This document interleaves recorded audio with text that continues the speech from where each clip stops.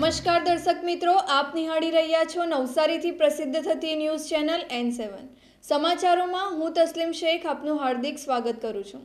સમાચારોની શરૂઆત કરતા પહેલા એક નજર આજના મુખ્ય સમાચારો પર। નવસારીમાં ભૂમાફિયાઓ બનેલા બેફામ, ફરિયાદ થતા તંત્ર દ્વારા સાધનો લેવાયેલા કબજે।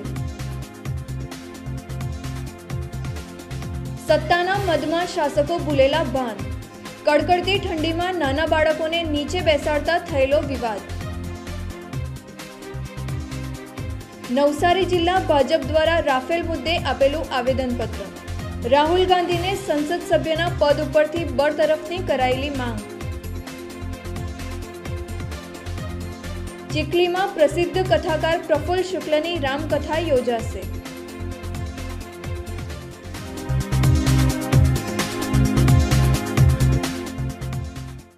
નવસારી તાલુકામાં પૂર્ણા નદીમાંથી બેફામ રીતે ચોરી થઈ રહી છે।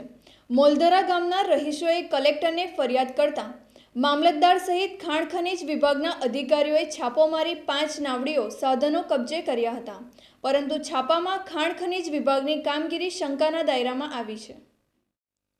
નવસારી તાલુકામાંથી પસાર થતી પૂર્ણા નદીમાંથી ભૂમાફિયાઓ બેફામ રીતે રેતી ચોરી કરી રહ્યા છે।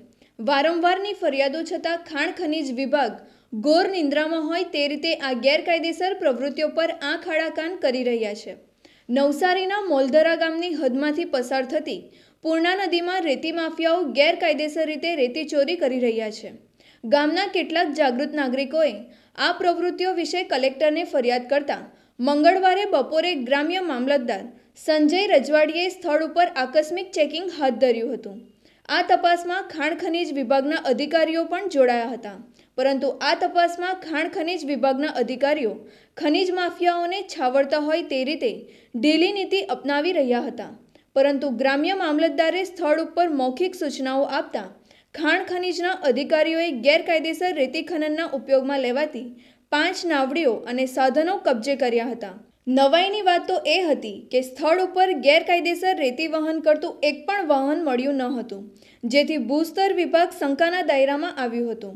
અત્રે ઉલ્લેખનીય છે કે મોલધરા ગામના છેલ્લા 1 મહિનાથી આ ગેરકાયદેસર રેતી ખનન ચાલતું હતું અને 1 મહિનામાં લાખોની રેતી ઉસેટી લેવામાં આવી છે અને ભૂમાફિયાઓએ લાખોનો ચૂનો સરકારને લગાડ્યો છે।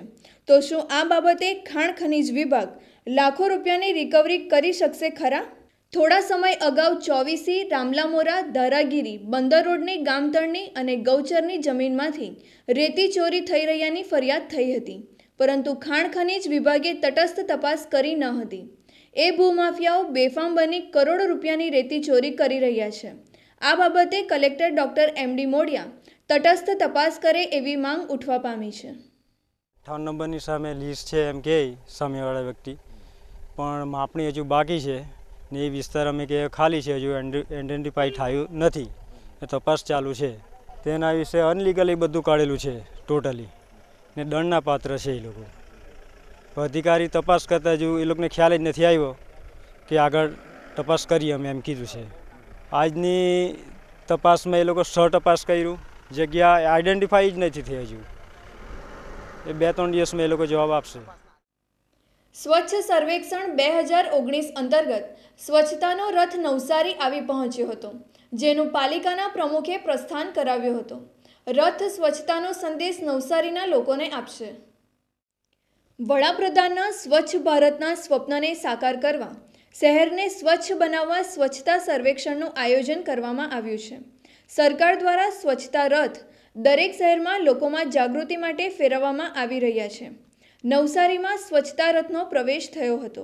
આ રથને આવકારવા માટે નવસારી પાલિકાના પ્રમુખ સહિતના પદાધિકારીઓ લુન્સીકુઈના રમતગમત સંકુલના પટાંગણમાં એકત્ર થયા હતા। આ પ્રસંગે પાલિકાના ચીફ ઓફિસરે સ્વચ્છ સર્વેક્ષણની વિગતવાર સમજ આપી। આ સ્પર્ધામાં 5000 જેટલા શહેરો ભાગ લઈ રહ્યા છે, ત્યારે લોકોને સ્વચ્છતા પ્રત્યે જાગૃતિ કેળવવા અનુરોધ કર્યો હતો। પાલિકા પ્રમુખે સૂકો કચરો અને ભીનો કચરો અલગ અલગ રીતે રાખી પાલિકાની ગાડીને આપવા પ્રજાજનોને વિનંતી કરી હતી। સ્વચ્છતા રથમાં ઉપસ્થિત બાળકો અને નાગરિકોને સ્વચ્છતાનો સંદેશ આપવામાં આવ્યો હતો. સ્વચ્છતા રથને પાલિકાના પદાધિકારીઓએ લીલી ઝંડી બતાવી રવાના કર્યો હતો. આ રથ શહેરના વિવિધ વિસ્તારોમાં જઈ સ્વચ્છતાનો સંદેશ આપશે. સ્વચ્છ ભારત મિશન અંતર્ગત જે સ્વચ્છ સર્વેક્ષણ 2019 ચાલી રહ્યું છે એ અંતર્ગત ગુજરાત સરકાર શ્રી દ્વારા સ્વચ્છતા રથ ગુજરાતના દરેક શહેરોની અંદર ફેરવવાનું નક્કી કરવામાં આવ્યું છે, જેથી લોકોમાં જાગૃતિ આવે અને કચરાનું જે સેગ્રિગેશન કરવાનું છે એટ સોર્સ, એટલે કે ઘરેથી જ કચરો, ભીનો કચરો અને સૂકો કચરો અલગ પડે અને બંને કચરાનું પ્રોસેસિંગ નગરપાલિકા દ્વારા થાય ડમ્પિંગ સાઇડ ઉપર, એ માટેની જાગૃતિ આવે લોકોમાં. એ માટે આ સ્વચ્છતા રથ આજે અહીંયા નવસારીમાં પધારેલો છે અને સમગ્ર નવસારી શહેરમાં ફરશે. એના પ્રસ્થાન માટેનો આ કાર્યક્રમ આપણે રાખેલો છે અને આ કાર્યક્રમમાં જે લોકો ભાગ લીધો છે એમને તમામને આપણે આ પત્રિકાઓ આપી છે અને દરેક લોકો પોતાનો કચરો આપણે 25 તારીખ નક્કી કરેલી છે કે 25 તારીખ ડિસેમ્બરથી કચરો અલગ અલગ લેવામાં આવશે અને લોકોએ અલગ અલગ કચરો રાખી અને આપવાનો રહેશે. ભીનો કચરો અને સૂકો કચરાનું નગરપાલિકા દ્વારા પ્રોસેસિંગ કરી ખાતર કરવામાં આવશે અને સૂકા કચરાનું રિસાયકલિંગ કરવામાં આવશે.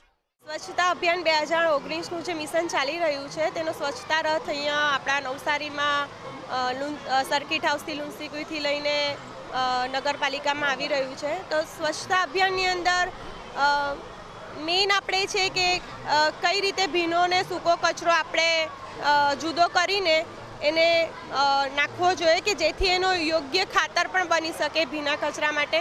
અને આ સાથે બાળકો પણ આવ્યા છે તો બાળકોને પણ સમજ આપવી જરૂરી છે કે પ્રાથમિક સમજ આપવી ખૂબ જ જરૂરી છે કે શાળામાંથી જ એ લોકોએ કચરો શાળામાં ન ફેંકવો જોઈએ, શાળામાં જે ડસ્ટબિન ક્લાસરૂમમાં મૂક્યું હોય ત્યાં ફેંકવું જોઈએ.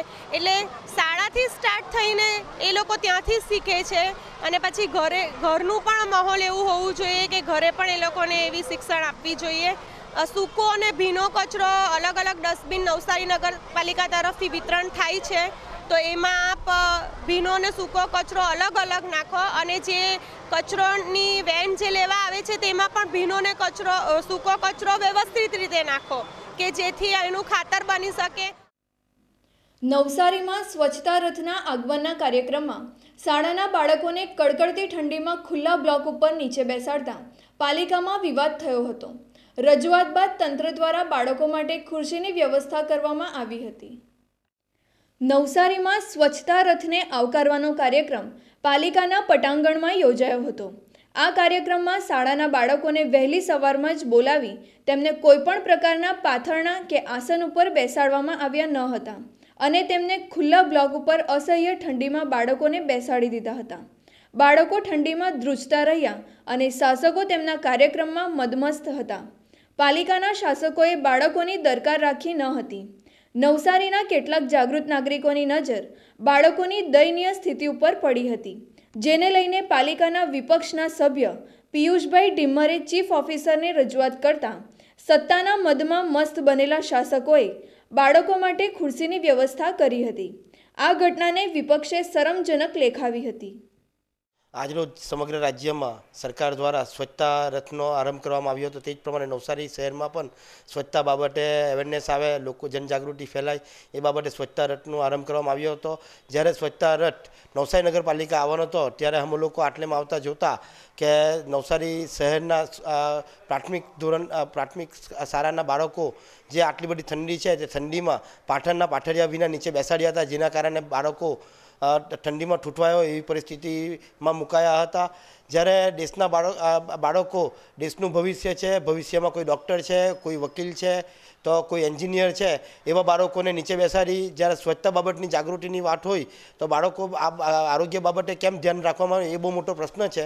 આવા પ્રશ્નો ભવિષ્યમાં ન બને તાત્કાલિક ધોરણે ચીફ સાહેબને રજૂઆત કરતાં બાળકોને ઊભા કરી ખુરશીઓ પર બેસાડ્યા હતા. ભવિષ્યમાં આ બાબતે ચૂક ન થાય એ બાબતની ખાતરી ચીફ સાહેબ દ્વારા આપવામાં આવી હતી. નવસારી જિલ્લા ભાજપના હોદ્દેદારોએ રાષ્ટ્રપતિને ઉદ્દેશીને કલેક્ટરને આવેદનપત્ર પાઠવ્યું હતું અને રાફેલ વિમાન મુદ્દે લોકોને ગેરમાર્ગે દોરતા કોંગ્રેસના પ્રમુખ રાહુલ ગાંધીને સંસદ સભ્યના પદ ઉપર બરતરફ કરવાની માંગણી કરી હતી. દેશમાં બહુ ગાજેલા ભારતીય વાયુસેના માટે રાફેલ વિમાન ખરીદી મુદ્દે સુપ્રીમ કોર્ટમાં યાચિકા દાખલ કર્યા બાદ કોર્ટે સરકારને ક્લીન ચીટ આપતો હુકમ કર્યો હતો. કોંગ્રેસના પ્રમુખ રાહુલ ગાંધીએ ખોટા અને ગેરવ્યાજબી પ્રશ્નો ઊભા કરી દેશની પ્રજાને ગેરમાર્ગે દોરવાનું અદમ્ય કૃત્ય કર્યું છે, જેને લઈને નવસારી જિલ્લા ભાજપના હોદ્દેદારો અને ભાજપના કાર્યકરો મોટી સંખ્યામાં કમલમ ખાતેથી રેલી આકારે નીકળી રાહુલ ગાંધી હાય હાયના નારા સાથે કલેક્ટર કચેરી ખાતે પહોંચ્યા હતા અને નવસારી જિલ્લાના કલેક્ટર ડોક્ટર એમડી મોડિયાને રાષ્ટ્રપતિને ઉદ્દેશીને આવેદનપત્ર પાઠવ્યું હતું। આવેદનપત્રમાં જણાવ્યું હતું કે રાફેલ બાબતે સુપ્રીમ કોર્ટે સોદાની તપાસ કરાવવાની માંગ કરતી અરજી ફગાવી દીધી છે। આ ખરીદ પ્રક્રિયા પારદર્શી અને નીતિ નિયમો મુજબ થઈ છે। કોર્ટ દ્વારા એવું પણ જણાવાયું કે ખરીદી પ્રક્રિયામાં સંદેહ કરવાનું કોઈ કારણ જણાઈ આવતું નથી। આ પ્રસંગે નવસારી જિલ્લા પ્રમુખ નરેશ પટેલ, પ્રભારી નિરંજન જાંજમેરા, અશોક ગજેરા, ભૂરાલાલ શાહ, લક્ષ્મણભાઈ પટેલ તેમજ ભાજપના કાર્યકરો મોટી સંખ્યામાં ઉપસ્થિત રહ્યા હતા। રાફેલ સમજોતા ઉપર કોંગ્રેસ પક્ષના અધ્યક્ષ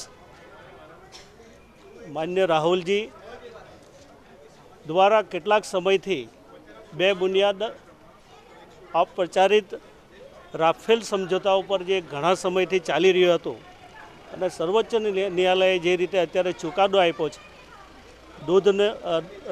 દૂધને દૂધ અને પાણીને પાણી, એ પ્રકારનું જ્યારે જજમેન્ટ મળ્યો હોય ત્યારે આજે ભારતીય જનતા પાર્ટી દ્વારા દરેક જિલ્લાઓમાં, ગુજરાતભરમાં નહીં પણ પૂરા દેશની અંદર કલેક્ટર મારફત મહામહિમ રાષ્ટ્રપતિને અમે આવેદનપત્ર આપ્યું છે કે ક્યારે પણ આવી એક જવાબદાર પાર્ટી, કોંગ્રેસ સૌથી જૂની પાર્ટી, જ્યારે એક જવાબદાર પાર્ટી થઈને રાફેલ જેવી બાબતમાં ક્યારે પણ કોઈને ગેરસમજ ઊભી નહીં થાય એટલી ગંભીરતા હોય છે, છતાં પણ એમણે કોઈ રાજકીય લાભ લેવા માટે ઘણા સમયથી જે રીતેનો પ્રચાર કર્યો હતો અને જ્યારે આજે સર્વોચ્ચ ન્યાયાલયે સરસ મજાનું એક જજમેન્ટ આપીને ભારતીય જનતા પાર્ટી અને ખાસ કરીને અમારા નરેન્દ્રભાઈ વડાપ્રધાન શ્રી જે આદરણીય જે રીતે દેશનું સુશાસન ચલાવી રહ્યા છે એ માટે અમને સૌને ગર્વ છે અને આજે જ્યારે આ ન્યાય મળવાના કારણે સમગ્ર ભારત દેશની જનતાએ વિચાર્યું છે કે કોણ સાચું છે, કોણ ખોટું છે અને આજે એના આધારે જ અમે આવેદનપત્ર આપીને અમે પણ આજ મેસેજ આપવાનો પ્રયત્ન કર્યા છે।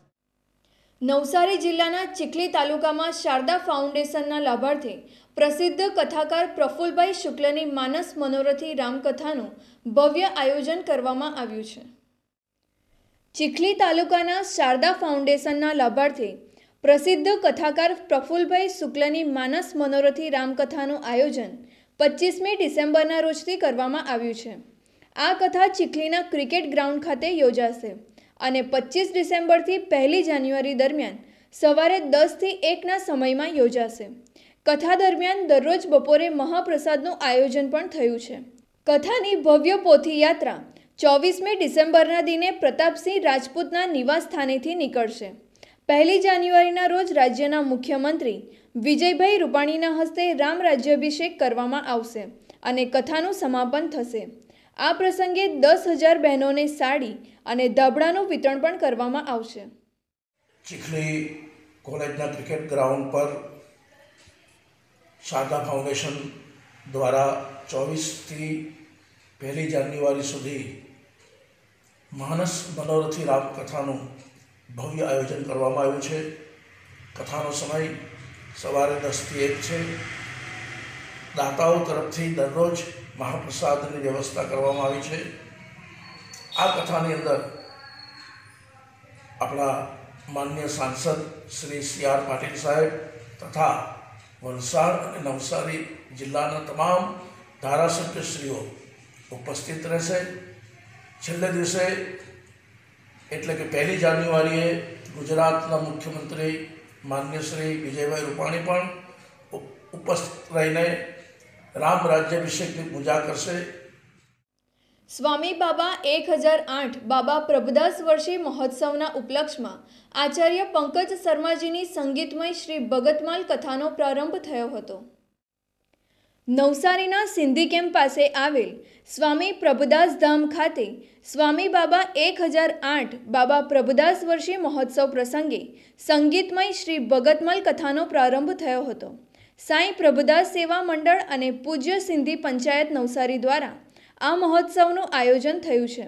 આ પ્રસંગે શ્રી વૃંદાવન નિવાસી પરમ પૂજ્ય શ્રી મલુકપીઠ આચાર્ય રાજેન્દ્રદાસ મહારાજજીના કૃપાપાત્ર શિષ્ય આચાર્ય પંકજ શર્માજીની સંગીતમય શ્રી ભગતમલ કથાનું રસપાન કરાવવામાં આવ્યું હતું. આચાર્ય પંકજ શર્માજીની આ સંગીતમય કથા 20 ડિસેમ્બર સુધી સાંજે 4:30 થી રાત્રે 7:30 કલાક દરમિયાન યોજાશે.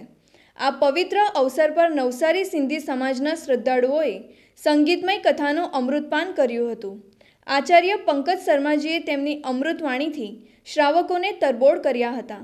આ પ્રસંગે સાંઈ પ્રભુદાસ સેવા મંડળના સાંઈ અશોકલાલજી, પૂજ્ય સિંધી પંચાયતના પ્રમુખ મગનમલ કાંજાણી, સિંધી સમાજના અગ્રણી નંદુમલ કાંજાણી વિશેષ ઉપસ્થિત રહ્યા હતા. આજે નવસારીમાં અમારા પરમ પૂજ્ય ગુરુદેવ સ્વામી પ્રભુદાસ મહારાજજીનો 5 દિવસનો આ ભક્તમાળા કથાનો પ્રોગ્રામ રાખવામાં આવ્યો છે. એમાં 20મી તારીખે પૂર્ણાહુતિ છે અને એમનો જન્મનો દિવસ 20મી તારીખે છે. એ પ્રમાણે અમારા સાંઈ અશોકલાલજીએ 20 તારીખે પૂર્ણાહુતિનો પ્રોગ્રામ રાખ્યો છે અને દરેક ભાઈ બહેનોને આનંદથી કથા સંભળાવે છે અને દરરોજ મહાપ્રસાદ બી થાય છે અને છેલ્લે દિવસે મહાપ્રસાદ થશે અને દરેક ભાઈ બહેન બહુ સંતોષ છે. અમારા આશ્રમમાં અશોકલાલજી સતત અમદાવાદ રહે છે પણ સતત અઠવાડિયામાં 3 વખત 2 વખત આવે જ છે અને અશોકલાલજીને ભંડારામાં જેવી રીતે રામરોટીમાં કેવી રીતે તેવી રીતે ભંડારામાં ઘણો રસ છે. બસ કોઈ બી આવે જમીને જ જાય. આ 9 દિવસ બી પ્રસાદ પૂરેપૂરું આપે. સમાચારો સમાપ્ત કરતા પહેલા એક નજર આજના મુખ્ય સમાચારો પર.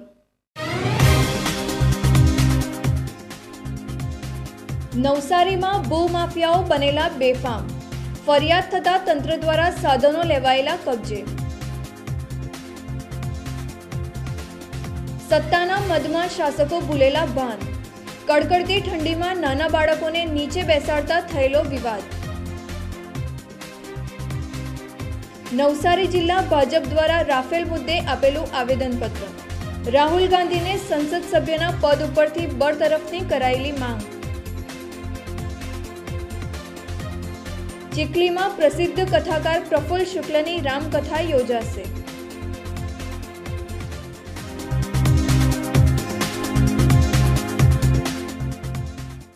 તો આ હતા આજના સમાચારો. બન્યા રહો અમારી સાથે અને જોતા રહો નવસારીથી પ્રસિદ્ધ થતી ન્યૂઝ ચેનલ N7. નમસ્કાર.